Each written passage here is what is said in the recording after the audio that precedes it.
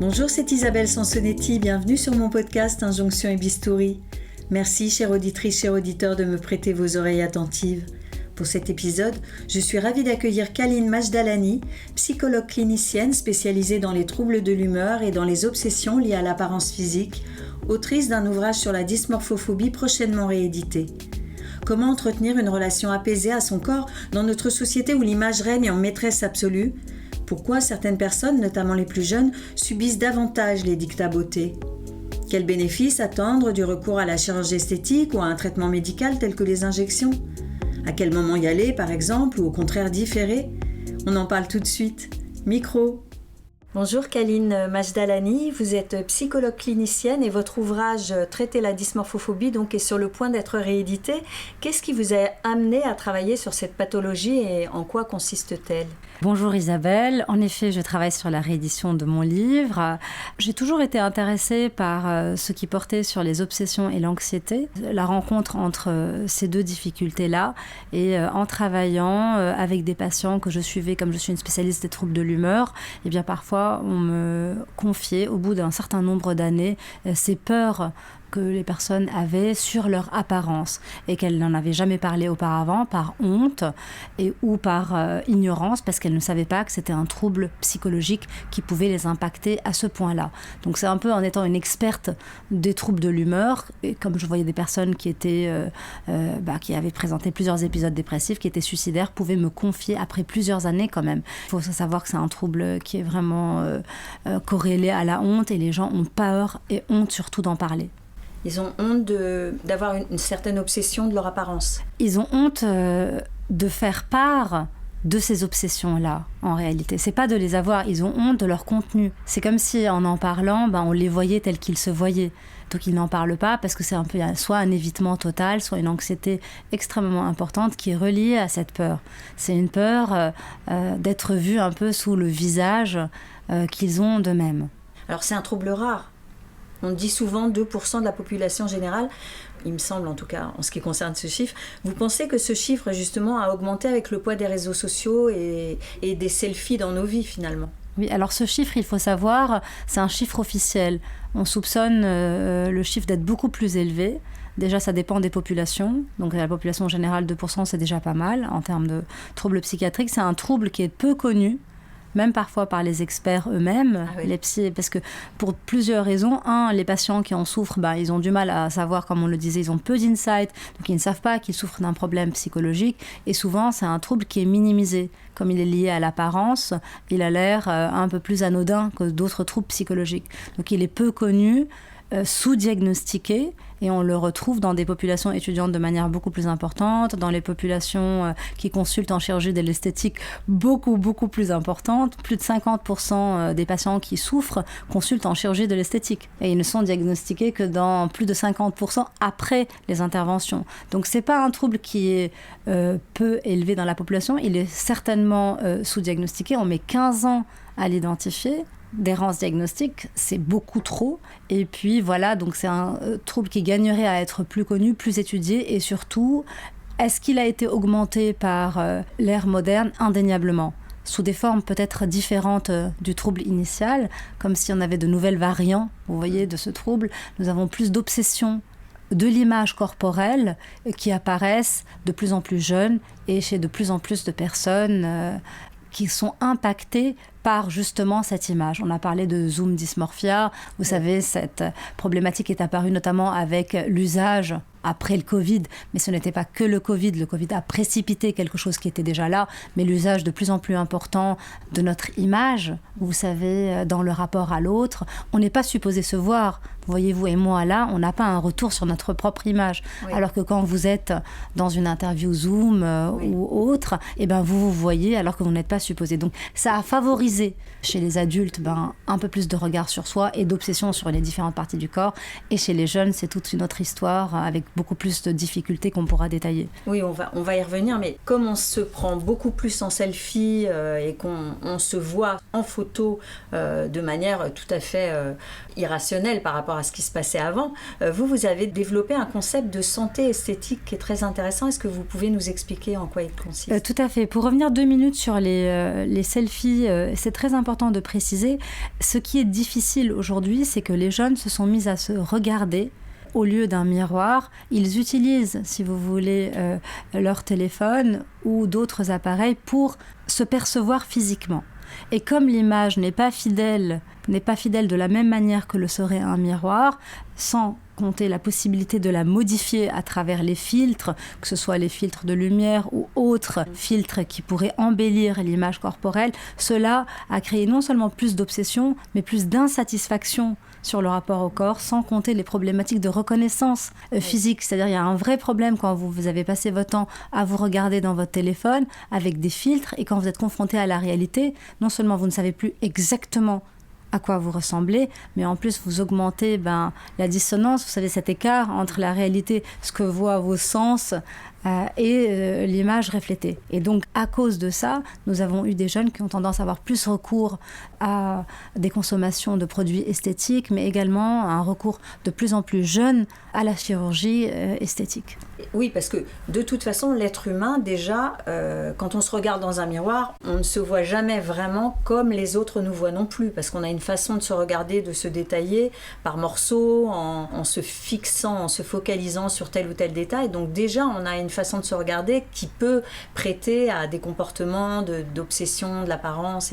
Et donc, avec les filtres, c'est amplifié. Tout à fait. On n'a pas une seule façon en fait, il n'y a pas une seule image de nous-mêmes. Il y a beaucoup d'images de nous-mêmes. Maintenant, de manière globale, c'est une image qui est fidèle un peu à la reconnaissance d'un individu. Il y a des traits qui sont plus ou moins constants. Mais quand vous vous regardez de manière globale, vous ne voyez pas les différents détails. Alors que quand vous vous regardez avec un zoom, vous voyez, une loupe, où vous zoomez sur les imperfections ou même d'autres caractéristiques physiques, vous n'avez pas la perception holistique d'un visage. Donc c'est pour ça que nous, on a l'habitude de se regarder d'une certaine manière, ça veut dire sous un certain angle, et comme le visage n'est pas proportionné, n'est pas exactement le même de la même. Donc si vous regardez un peu plus à gauche ou un peu plus à droite ou un peu plus au centre avec une luminosité différente, si nous regardons dans les différentes coutures, on n'a pas la même impression, alors que c'est le visage de manière globale qui définit un être humain. Oui. Et puis ses expressions. Bien sûr, il y a le visage tel qu'il est et comment il est animé exactement. Par quoi il est animé, par les expressions, mais aussi par les émotions intérieures. Donc vous dites que là, vraiment chez les jeunes, c'est devenu problématique, parce que moi j'entends dire, notamment dans les congrès de médecine et chirurgie esthétique, qu'effectivement les jeunes générations sont décomplexées par rapport au traitement de médecine esthétique, aux injections et à la chirurgie esthétique, et on pourrait se dire finalement c'est parce que ces procédures sont accessibles, elles le sont plus pour eux que pour les générations d'avant, mais c'est aussi parce que notre société est une société de l'image. Alors tout à fait, notre société est carrément une société de l'image. Je dirais même qu'on a un peu troqué nos moyens de communication habituels, verbales, par des moyens visuels. Aujourd'hui, quand vous allez dans un endroit, vous n'envoyez plus seulement une carte postale, vous envoyez une vidéo, une selfie dans l'endroit où vous avez été. Donc oui, en effet, l'image règne en maîtresse absolue. Nous avons une nouvelle forme de notre identité qui se met en avant avec à quoi on ressemble et comment notre corps et notre image est mise en scène. Parce qu'il y a l'image et il y a la mise en scène de l'image. En effet, les jeunes ont un rapport à la chirurgie esthétique qui est totalement différent, on va dire, des plus anciennes générations.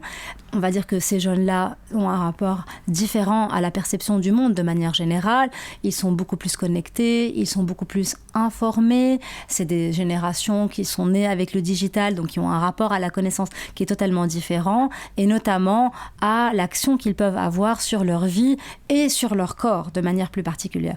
Et on a noté à partir de 2018, notamment le milieu de la chirurgie estétique s'est affolé en disant « Oh là là, c'est la première fois que la catégorie des 18-34 dépassé en termes de consultation la catégorie des seniors. Donc ça a un peu affolé tout le monde. Il y avait ce point-là. Et un deuxième point, c'est que nous avons vu débarquer des jeunes désinhibés, mais qui voulaient surtout ressembler à leurs photos de selfie modifiées. Et c'est ça qui a créé une panique ou une mise en garde de ce milieu-là, à raison, parce qu'il faut faire attention. En fait, il n'y a pas en soi de mauvaise chirurgie ou de bonne chirurgie de manière générale. Ce qui est important de savoir, c'est à quel dosage, pour qui, pourquoi, à quel moment. C'est ça qui est important. Vous parliez en effet, vous m'avez posé une question tout à l'heure sur la santé esthétique. C'est ça la santé esthétique. C'est pas seulement l'acte en lui-même. C'est auprès de qui. Bien sûr, la tranche d'âge est importante, mais aussi la souffrance de la personne, la demande qu'elle effectue à la chirurgie esthétique. Quelle est sa demande réelle ? Est-ce que c'est vraiment une demande de changement physique, intégrée à une personnalité acceptée, adaptée, ou c'est une demande de réparation psychologique qui prend une voie déguisée ? Et donc, cette deuxième option, c'est pas la bonne. Parce qu'en fait, la chirurgie esthétique, elle va réparer, un défaut physique, pour faire vite, mais elle va pas réparer une estime de soi en vrac. Totalement, tout à fait. C'est très important de dire, la chirurgie esthétique, on ne va pas citer ses bénéfices, elle en a indéniablement quand on a des problèmes physiques, de défauts majeurs qui impactent le fonctionnement, et il est indéniable. Et de toute façon, on n'a plus besoin de nommer, on connaît très bien l'impact de ces changements physiques sur le fonctionnement d'un individu. Ici, c'est un peu une toute autre histoire. C'est un peu passer par le physique pour réparer des difficultés émotionnelles et psychologiques, un peu comme par magie. Vous allez voir, les chirurgiens de l'âme, ils ne se contentent pas de réparer un nez pour les patients, ils veulent réparer des traumatismes, des sentiments de honte, d'estime fondamentale altérée, ou des sentiments de valeur. Ce sont des gens qui ne s'aiment pas, qui ont honte de leur corps, et ce n'est pas en améliorant esthétiquement, uniquement en tout cas, à un moment donné, un organe qu'on peut améliorer l'ensemble du fonctionnement. Je ne dis pas que ça ne peut pas être le cas. Chez des personnes plus ou moins stables, qui ont une histoire, j'ai envie de dire classique, bien sûr et indéniablement, en modifiant un organe physique, on peut impacter l'ensemble de la synergie. Par contre, auprès d'une personne qui est plus fragile psychologiquement, que ce soit parce qu'elle est jeune ou parce qu'elle a des troubles, et qu'elle espère guérir au fond d'elle de ces troubles émotionnels, un peu par magie, vous savez, par un acte, à un moment bien déterminé, sans tous les mécanismes psychologiques que cela nécessite, peut être non seulement déçu de l'opération et trouver des problèmes alors que l'opération est esthétiquement ou objectivement réussie, mais trouver que ça ne va pas, mais elle peut également, et c'est ça le plus grave, être déstabilisée par l'opération parce que c'était pour elle un point de repère, vous voyez, qui canalisait toutes ces difficultés, et le fait de toucher à ce point de repère peut faire dysfonctionner et disjoncter parfois la personne jusqu'à aller dans des dépressions sévères, voire des passages à l'acte ou même des attaques des médecins, que ce soit par diffamation ou attaque physique ou harcèlement, revenir encore et encore en trouvant des défauts par-ci, par-là. Effectivement, comme vous venez de le signaler, il y a des personnes qui sont davantage sensibles à la pression liée à l'image que d'autres. Et il y a aussi des moments de vie aussi qui fragilisent plus. Une rupture, que ce soit professionnelle, amoureuse, familiale, ou que ce soit un changement donc majeur, même un changement de période de vie chez les femmes. C'est une réalité. Tout à fait. Ça alors, il y a indéniablement le fait que certaines personnes, comme dans tout, sont plus impactées par l'environnement. Et on parle notamment de ces bombardements d'images en permanence, où qu'on soit dans le métro, sur notre téléphone, qu'on arrive à atteindre en même pas 2 secondes le matin au réveil, et qu'on est exposé en permanence à ces images-là, qui sont quand même, il faut le dire, des images modifiées, même si on dit aujourd'hui qu'on les modifie moins, elles sont plus naturelles, etc. Ça reste quand même des mises en scène qui sont éloignées de la réalité. La mise en scène a toujours existé au cinéma, vous savez, les films, c'est toujours inspiré de faits réels, mais ça reste une romance. Mais sauf que là, c'est au quotidien. Et ça finit par nous imprégner. On est imprégné par ces normes qu'on intègre, vous voyez, qui deviennent des références pour nous. Et ça implique, j'ai envie de dire pour tout un chacun quand même, une place beaucoup plus importante qu'elle ne devrait l'être pour le corps et pour la plastique de manière générale. Alors, bien sûr que le corps est important, bien sûr que la plastique et l'esthétique sont importantes, indéniablement, encore plus aujourd'hui, mais il est important de savoir garder cette bonne place au sein de l'identité. Donc oui pour la plastique, oui pour un meilleur corps esthétique, mais il est très important de garder une place à toutes les autres dimensions dont on a besoin pour être en bonne santé.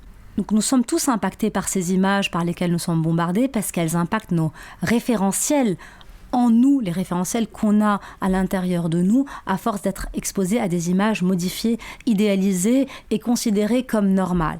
Alors, cet impact, on est plus insatisfait, donc on a tendance à vouloir faire des choses pour être plus satisfait.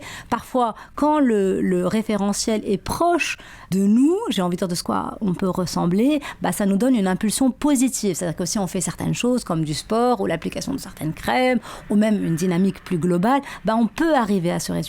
Le problème, c'est quand l'image qu'on nous montre en permanence est une image inatteignable, quoi qu'on fasse, et que là, on doit avoir recours à des techniques de plus en plus extrêmes pour obtenir une image qu'on n'obtiendra jamais de manière définitive. Parce que le corps est toujours en évolution. On ne peut jamais atteindre une image physique fixe. Et qui nous plaît tout le temps. Et qui nous plaît tout le temps. Ce n'est pas possible. Et donc, quand cet idéal est extrême et inatteignable parce qu'il a été modifié, cela peut entraîner un recours à la chirurgie esthétique addictif, c'est-à-dire on doit refaire et aller de nouveau refaire certaines zones et puis les refaire et puis se diriger vers d'autres zones parce que justement ce vers quoi on aspire n'est pas réel et n'est pas possible à être atteint.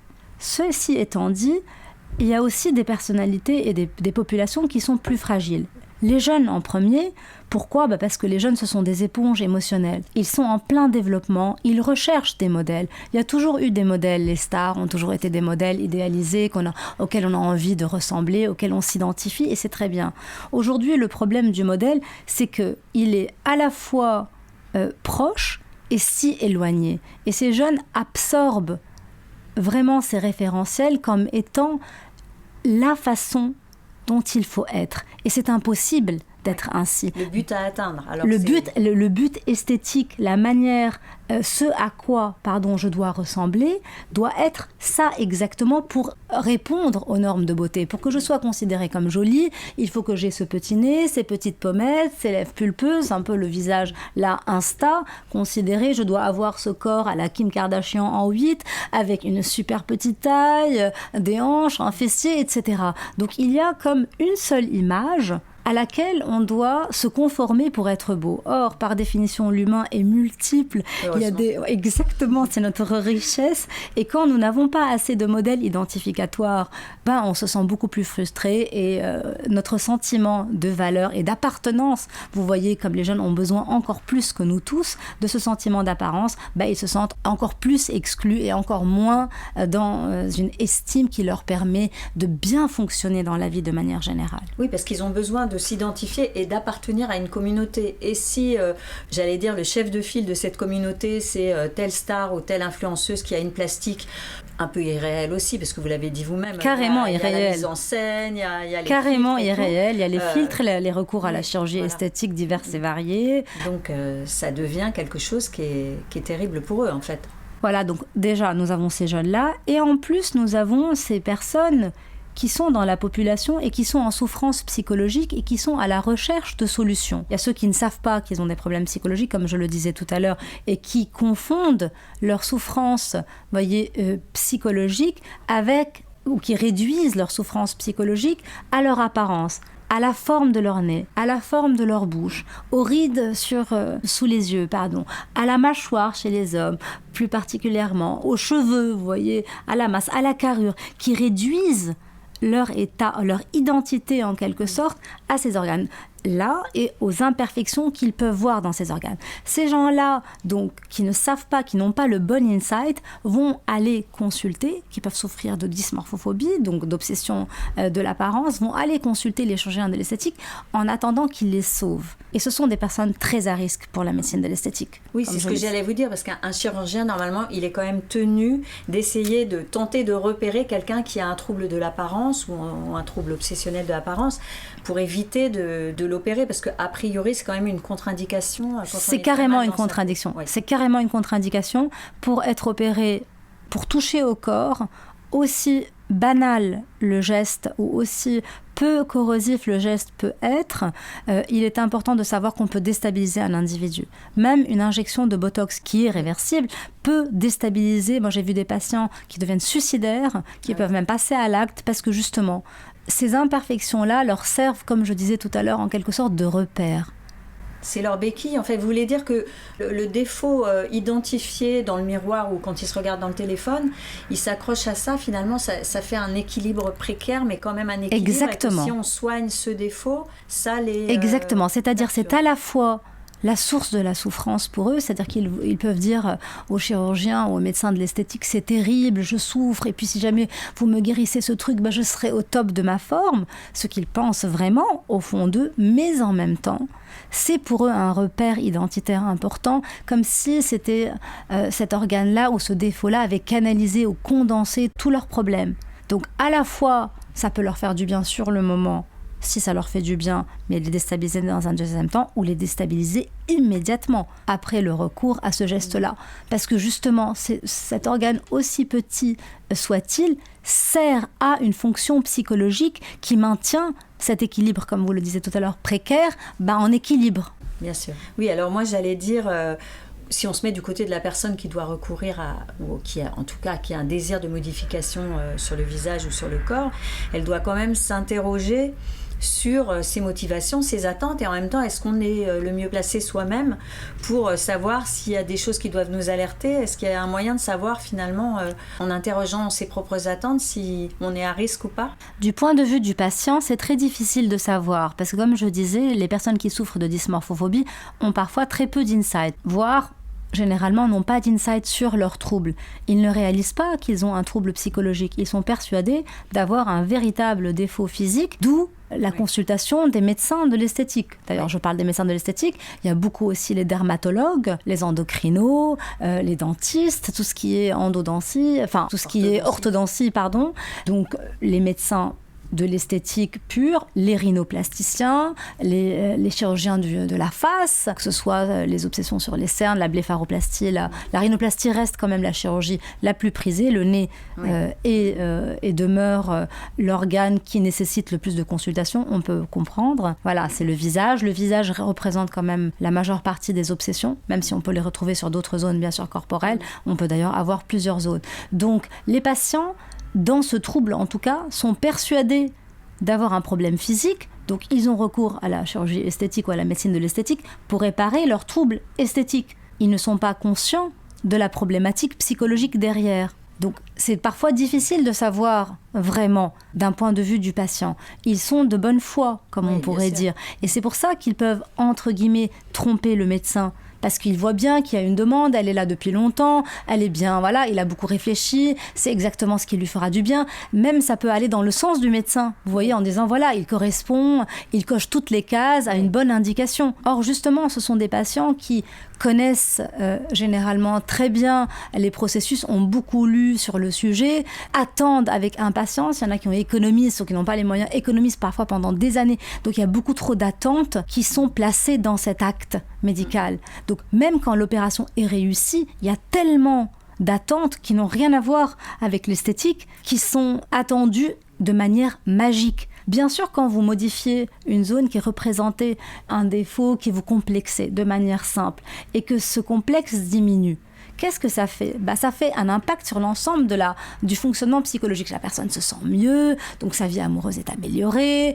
Parfois, elle peut avoir même des promotions au niveau du travail. Ce n'est pas un lien direct, c'est un lien indirect. Comme les différentes dimensions d'un individu sont interactives, le fait d'améliorer le physique booste mon estime, et le fait que mon estime est boostée, je vais plus vers les autres. Le fait d'être plus vers les autres, j'ai plus de charme, donc j'intéresse davantage, etc. Pareil pour le travail. Là, c'est la bonne indication. C'est ce que j'allais dire, et la majorité des cas quand même.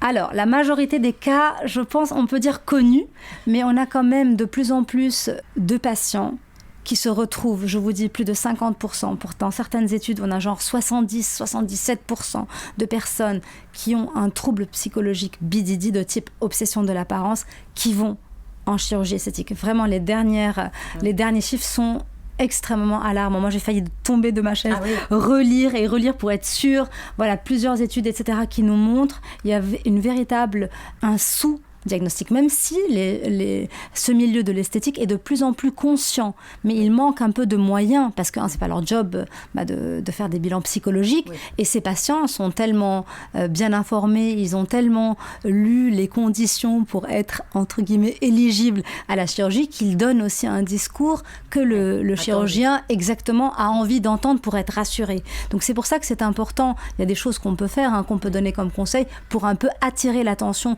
des chirurgiens sur ce qui pourrait éventuellement poser problème. Ce qu'on peut aussi dire aux patients, la question à se poser, et j'ai envie de dire la sonnette d'alarme ou la puce à l'oreille qu'on pourrait avoir, c'est quand on a trop d'attentes d'un acte esthétique quel qu'il soit. Quand j'attends à ce que ma vie soit métamorphosée, même si, bien sûr, quand je suis motivée par une action, c'est pour qu'elle m'apporte un bénéfice ou des résultats. Mais là, il y a beaucoup plus que quelques bénéfices. C'est comme si on y mettait un peu sa vie. Vous voyez, il y a quelque chose d'un ordre un peu excessif. Et quand vous sentez que vous avez trop d'investissement sur, même si c'est une zone qui vous fait souffrir, il faudrait peut-être un peu se poser la question. Se poser la question n'est pas interdire l'acte chirurgical, c'est peut-être juste se poser pour pouvoir l'inscrire dans une demande plus pondérée, plus proche de la réalité. Parfois, on fait des accompagnements psychologiques, c'est-à-dire qu'on travaille sur la dimension de l'estime, le sentiment de valeur, pour intégrer une meilleure chirurgie, c'est-à-dire les personnes font un travail psychologique et dans un deuxième temps, elles font un travail de changement physique qui peut être encore plus bénéfique. Oui. C'est une question de timing, ça c'est un. Et deux, quand on est en grande souffrance, qu'on est déprimé, il ne faut pas toucher à son corps. Il ne faut pas, d'ailleurs moi je dis, il ne faut faire aucun changement dans sa vie. Il ne faut pas quitter son boulot au moment où on est extrêmement mal, à moins bien sûr de problématiques spécifiques. Mais je parle de manière générale. Ni quitter son conjoint, à moins bien sûr encore une fois de problèmes de violence ou autre, mais de manière générale, quand on n'est pas bien dans sa peau,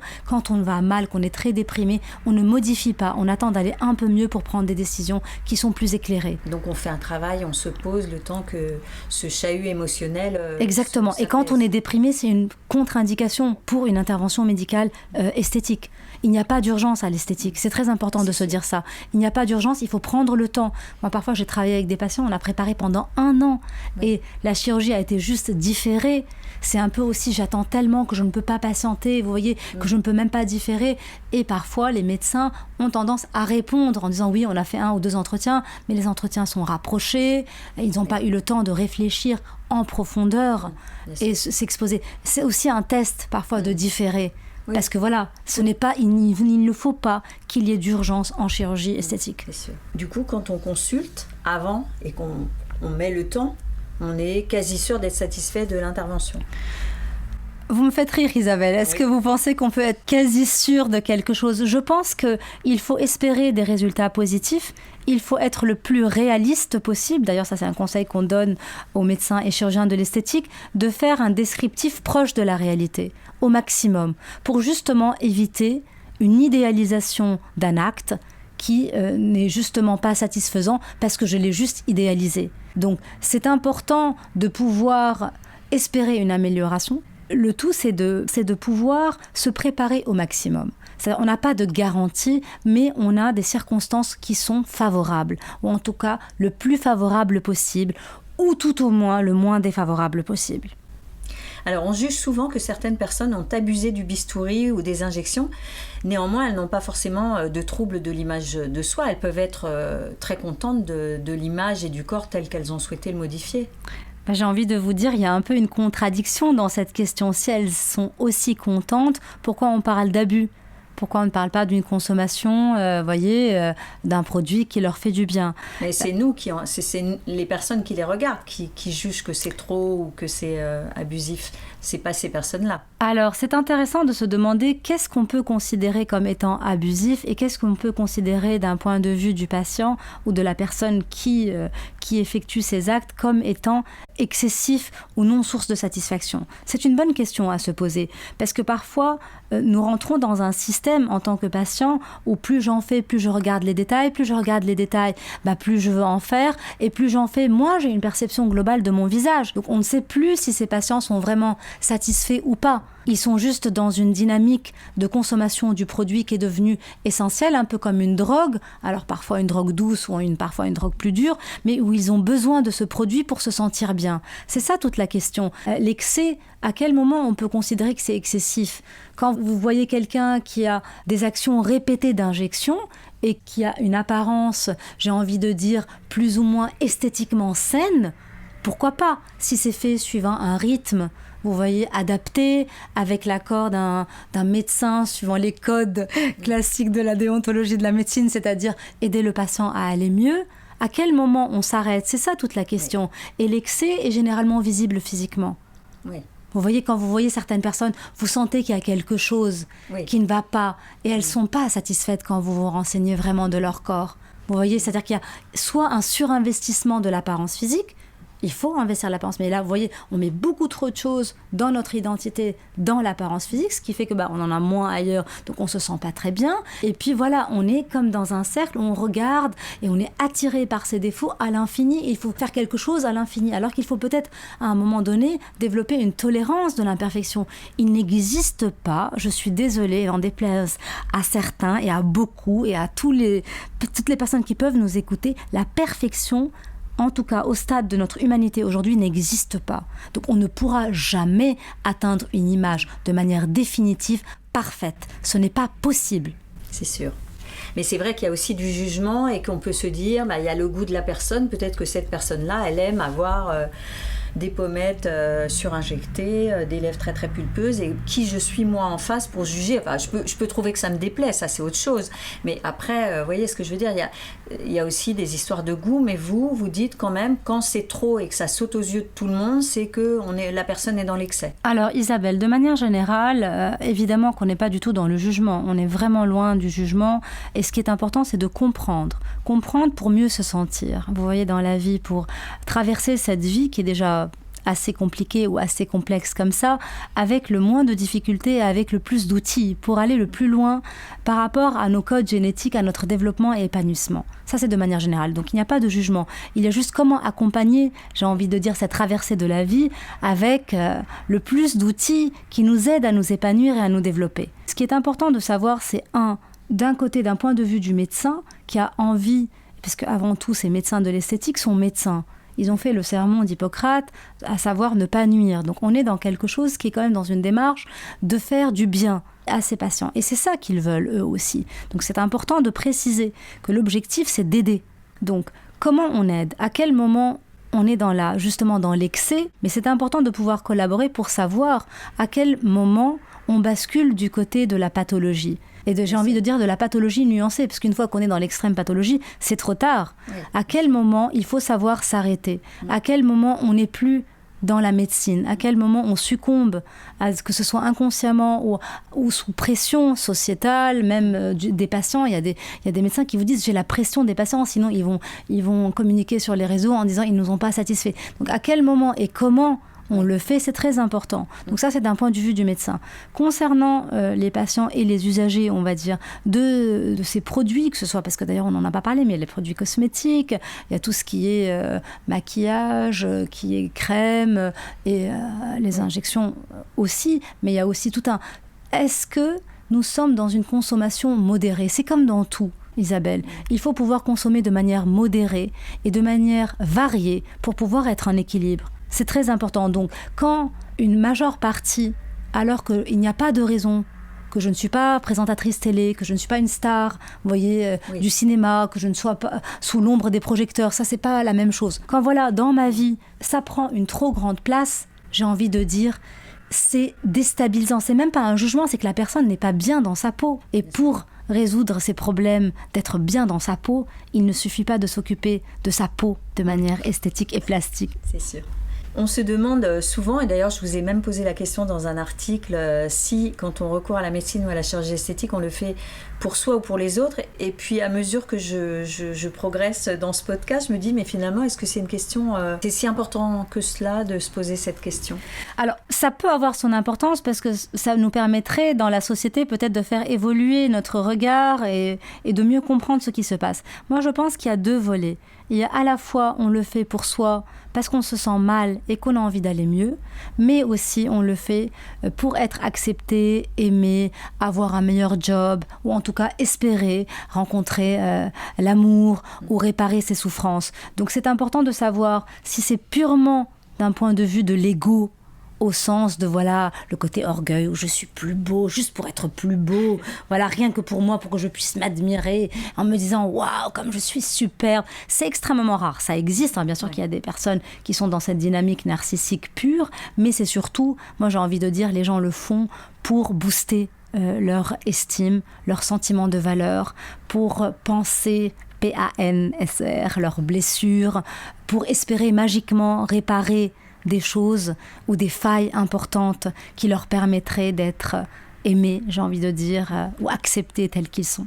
Donc dans le souci du regard des autres. Je pense qu'il y a une grande part, en tout cas dans la dysmorphophobie, du souci du regard de l'autre, d'être accepté et surtout ne pas être rejeté à cause de son apparence physique. Et c'est vrai que plus la société accorde de l'importance, on sait aujourd'hui la discrimination par la beauté, enfin c'est affolant à quel point à CV égal, à compétence égale, on a plus de chances d'être pris à un poste à cause de l'apparence physique. On peut comprendre qu'il y a plus de place à l'apparence physique, mais il ne faut pas confondre l'identité qui est si riche de l'humain avec uniquement son enveloppe corporelle. Indéniablement, ça peut être un pouvoir et un atout, mais c'est pas le seul, il y en a beaucoup d'autres.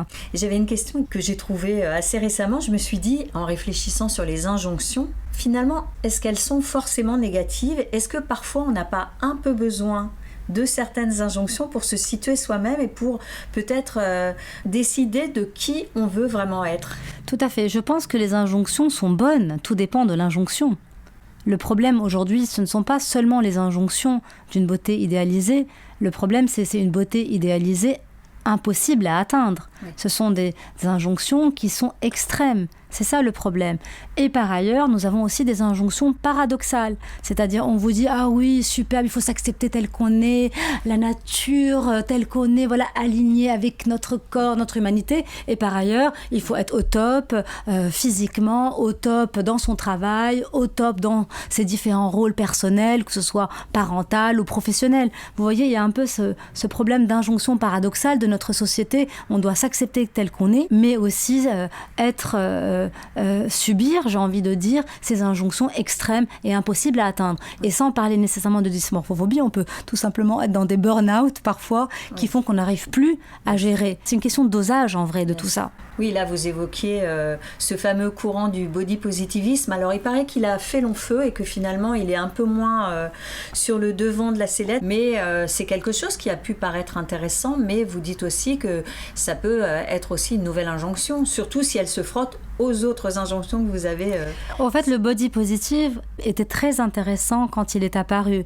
Il avait pour objectif de justement nous faire évoluer dans notre rapport et dans ses modèles, de dire qu'il y a plusieurs formes de corps et que on peut être différent. On peut être différent. Le problème du body positive, si on peut parler du problème, c'est que ça a été extrême. C'est-à-dire que c'était un peu, si vous voulez, on est passé de la perfection à l'imperfection totale. C'est-à-dire qu'on pouvait se laisser totalement aller. Alors, il y a certains corps très bien de s'accepter tel qu'on est, mais s'accepter tel qu'on est ne signifie pas se laisser totalement aller. Oui. Et ça a pris des proportions extrêmes. C'est-à-dire, si vous ne faites pas partie des personnes qui sont extrêmement grosses ou qui ont des défauts extrêmement visibles, même les personnes qui essayaient d'intégrer ce mouvement étaient un peu rejetées en disant non, vous n'êtes pas assez ci ou pas assez ça, négativement. Oui. Donc dans un sens comme dans un autre, il était important de nous montrer que oui, on peut accepter les gens sous toutes leurs formes, mais ne pas tomber dans l'extrême, de dire maintenant il faut être à l'extrême négatif. En fait, il faut accepter son corps tel qu'il est, mais on peut aussi s'améliorer et être en bonne santé avant tout. Une bonne santé, c'est une interaction entre la santé physique, la santé émotionnelle, la santé affective et la santé esthétique, c'est-à-dire être en bonne forme physiquement, être beau. On est dans un siècle, on a plein de techniques, nous avons des avancées, c'est super, il faut en bénéficier, mais de manière raisonnable et de manière sanitaire, c'est-à-dire pas à l'excès et pas en empiétant sur les autres dimensions. Oui, c'est ça qui est très important. Et ce qu'on pourrait aussi recommander pour mieux gérer l'influence de l'image dans la modernité et dans notre siècle, c'est de pouvoir peut-être avoir une meilleure hygiène, ce qu'on peut appeler une hygiène des réseaux sociaux, c'est-à-dire essayer de délimiter le temps qu'on passe à regarder la vie des autres, le corps des autres, la beauté des autres, et se rappeler de temps en temps que c'est idéalisé, parce que même si on le pense, on a tendance à l'oublier et à être insatisfait de sa propre vie, et peut-être s'intéresser à ce que justement ces plateformes peuvent nous apporter comme difficulté qui a été dépassée, culture à apprendre, art ou autre activité. Donc vraiment multiplier les nourritures visuelles, regarder des corps différents, avec un temps délimité pour pouvoir faire également autre chose. Alors on a parlé des jeunes, il y a aussi les enfants, parfois, pas tous les enfants, mais certains se soucient très jeunes de leur apparence physique. On sait que la différence, ça a toujours été objet de moquerie dans les cours de récréation, ça c'est pas nouveau, voire de harcèlement. Mais la caisse de résonance, peut-être là encore des réseaux sociaux, amplifie le risque de harcèlement assez jeune, non, finalement, et de souffrance. Tout à fait, nous avons vu apparaître un phénomène effarant, appelé les Sephora Kids, entre guillemets. Je ne sais pas si vous avez entendu parler de ça. C'est des jeunes, de plus en plus jeunes, à partir de 6 ans parfois, ce qui est un âge effarant, qui, sur TikTok, mettaient en avant des routines pour prendre soin de sa peau. Donc des routines que dont tous les jeunes vous parlent, qui sont totalement à côté de la plaque, parce que ce sont de mauvais conseils, parce que ce ne sont pas des expertes, ces jeunes. Elles mettent aussi des produits qui ne sont pas adaptés à la peau de ces jeunes enfants, et surtout d'un point de vue psychologique, ce qui est effarant, c'est justement à cet âge où on a besoin de vraiment bien grandir et nourrir son cerveau, on se retrouve prisonnier, j'ai envie de dire, de notre enveloppe corporelle et de notre apparence. Ça empêche le développement d'une estime de soi saine, d'un rapport au corps sain. Je ne dis pas que l'apparence n'est pas importante, mais il y a un âge pour tout. Et à un âge où on a besoin, où notre cerveau se développe de manière incroyable, et même s'il continuera de se développer jusqu'à la fin de nos jours, il y a des fenêtres de développement où il se développe de manière plus importante. Et il faut favoriser certains types de connaissances et de développement de l'enfant qui est extrêmement éloigné de l'apparence physique, notamment chez les tout-petits. Alors, je n'ai pas encore eu d'enfants aussi jeunes accros, mais j'entends beaucoup et de plus en plus, et d'ailleurs ça me meurtrit le cœur, des obsessions ou des préoccupations, pour ne pas encore parler d'obsessions, des préoccupations naissantes sur comment s'occuper de sa peau au sens physique du terme chez des enfants, en disant je dois adopter une routine, une hygiène quotidienne, un peu à l'instar de ces Sephora Kids. Alors bien sûr, il est important de s'occuper de sa peau physiquement, mais quand on est un enfant, ça consiste parfois en bien se laver, voyez, le visage, et peut-être, pourquoi pas, une crème hydratante pour faire face au froid ou bien à la sécheresse liée à un ensoleillement et autres. Mais voilà, il est important de replacer ces préoccupations, je veux dire, dans le cadre du développement de l'enfant, qui sont, à mon avis, extrêmement dangereuses. Et vous qui avez des enfants, il me semble, qu'est-ce que vous essayez de leur transmettre pour qu'ils apprennent justement à gérer cette pression qui, on l'a bien dit tout au long de cet entretien, pèse quand même sur l'apparence physique? Pour tout vous dire, j'ai beaucoup réfléchi en étant peut-être en subissant une déformation professionnelle. Je suis encore plus vigilante. Alors, pas de réseaux sociaux pour moi, pour mes enfants. Un peu d'écran de manière intelligente et réfléchie. Plutôt tenter d'expliquer avec les enfants, de les accompagner dans leurs choix, plutôt que d'interdire de manière extrême l'usage, d'essayer d'apprendre à gérer cette composante de notre société moderne, mais aussi de continuer à développer et surtout d'autres dimensions de leur enfance et de leur adolescence naissante. Ma fille est une jeune adolescente, de développer des activités qui tournent aussi autour d'autres choses qu'elle peut apprécier, qu'on peut considérer belles. Bien sûr, on s'occupe du corps, bien sûr, on l'accompagne dans ses mouvements de transformation. On parlait des moments plus sensibles. L'adolescence, c'est souvent très compliqué, et puis c'est là où généralement les obsessions sur l'apparence pathologique aussi apparaissent. On est préoccupé par ces changements, et encore plus chez les personnes qui vont développer ces problématiques-là. Mais il est important de pouvoir s'en préoccuper, mais pas que, pour pouvoir développer d'autres dimensions qui, elles, vont nous permettre aussi de bien grandir et de trouver une place, parce que l'objectif de tout ça, c'est de trouver une place dans ce monde, notre place qui est unique pour bien pouvoir se développer, s'épanouir et être un individu, j'ai envie de dire, actif, avec un pouvoir sur son environnement et pas seulement un pouvoir sur la métamorphose du corps. Je n'ai pas envie que nos jeunes seulement je dis se préoccupent de comment changer leur physique, mais continuent à se préoccuper, et je sais qu'il y en a beaucoup qui le font, de comment améliorer ce monde pour qu'on soit tous dans une meilleure communauté. Ça vaut aussi du coup pour quand on vieillit, parce qu'on a une forte pression aussi pour s'occuper de son apparence physique à partir de 50 ans et plus, pour les femmes, mais peut-être aussi de plus en plus pour les hommes, et comment on équilibre ce qu'on peut faire et puis ce sur quoi on peut lâcher prise pour effectivement se nourrir dans la vie d'autres choses, de beauté autrement aussi.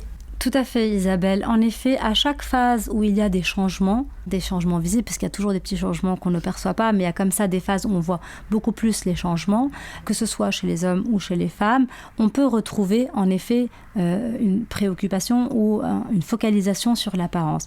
On le note aujourd'hui chez les femmes avec l'arrivée de la ménopause ou de la même pré-ménopause, mais aussi chez les hommes avec ces pressions de il faut rester jeune parce que la beauté reste associée à la jeunesse, un peu, pour ne pas dire beaucoup trop, à cette perfection existante, et encore plus aujourd'hui avec les moyens. Alors, bien sûr, la vieillesse associée inconsciemment à la fin de notre vie, à la mort, nous fait peur à tous. Chacun a un rapport à ça qui est différent. Maintenant, ce qui est important, c'est de savoir que la vie, pour le moment, en tout cas dans notre perception de ce qu'on connaît aujourd'hui, va évoluer. C'est une évolution infinie du début, j'ai envie de dire, jusqu'à la fin.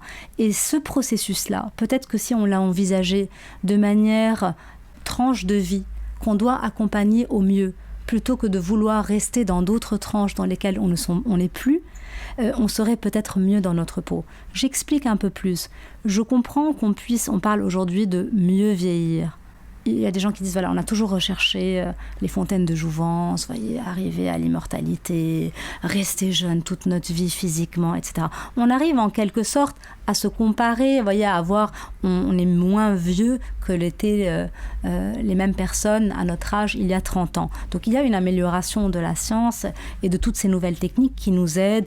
Il y a aussi notre activité qui agit sur notre manière de vivre, qui fait qu'on a des apparences physiquement meilleures. Mais c'est important de savoir qu'on ne peut pas arrêter le processus du aging, d'avancer en âge. Et la meilleure façon peut-être pour mieux accepter ça, c'est de pouvoir peut-être se comparer aux gens de notre âge et d'avoir une vision aussi globale de nous-mêmes, de continuer à faire des choses qu'on aime, de s'occuper de notre apparence physique, bien sûr, de faire du sport, des activités physiques, des activités de plaisir, de s'occuper de cette jolie plastique qu'on montre tous les jours, sans être pour autant hyper focalisé dessus, sans que ça devienne une obsession où je dois absolument, c'est vital pour moi pour pouvoir continuer à rester ou à rester dans la course ou à pouvoir rester dans des postes. C'est le absolument qui est important. On ne peut pas rester jeune, au fait. Il ne faut pas qu'on tombe dans l'extrême. Il faut qu'on évolue au mieux, qu'on continue exactement à être actif au mieux. Et notre corps va être le reflet de cette activité et aussi le nourrir physiquement sans tomber dans le piège de vouloir arrêter le temps où, mais que nos angoisses de fin de vie viennent, s'immiscer et se camoufler derrière uniquement cette apparence. En réalité, il vaut mieux accepter.